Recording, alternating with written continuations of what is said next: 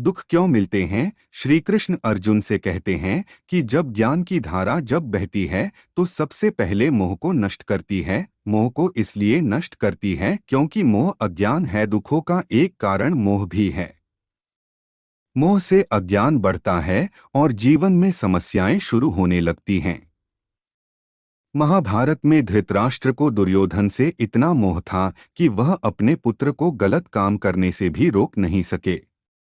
धृतराष्ट्र को पुत्र मोह की वजह से धर्म ज्ञान ही नहीं रहा था। अंत में सब कुछ बर्बाद हो गया। आध्यात्मिक गुरु ओशो ने अपने एक लेख में बताया है कि महाभारत में श्री कृष्ण ने अर्जुन से कहा था, जब ज्ञान की धारा बहती है तो सबसे पहले मोह को नष्ट करती है।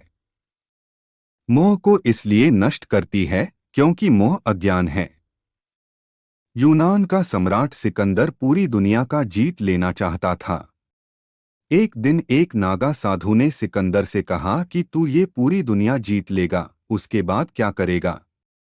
क्योंकि इसके अलावा दूसरी कोई दुनिया है ही नहीं।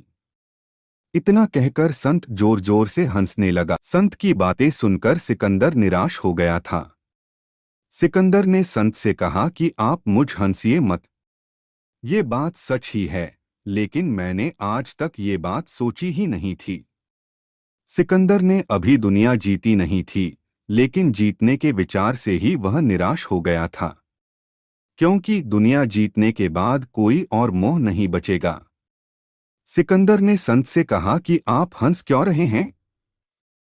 संत ने जवाब दिया कि तू पूरी दुनिया जीत लेगा, तब भी तुझे निराशा ही मिलेगी, क्योंकि तू दुनिया को जीतने के मोह में बंधा है, जबकि मेरे पास कुछ नहीं है, लेकिन मैं हमेशा खुश रहूंगा, क्योंकि मुझे किसी चीज का मोह नहीं है। मोह की वजह से जीवन में दुख ही आते हैं। मोह घर परिवार से हो सकता है, सफलता का मोह हो सकता है, सुख सुविधा और मान सम्मान का मोह का हो सकता है। जहां मोह रहेगा वहां दुख तो आएगा ही। मोह जब सफल होता है तो दुख मिलता है, और जब असफल होता है तब भी दुख ही मिलता है। श्री कृष्ण कहते हैं कि जब को मोह त्याग देता है तो उसे मेरी कृपा मिल जाती है।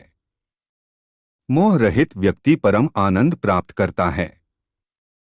इसीलिए मोह का त्याग करना चाहिए और जो हमारे पास है उसी में संतुष्ट रहना चाहिए।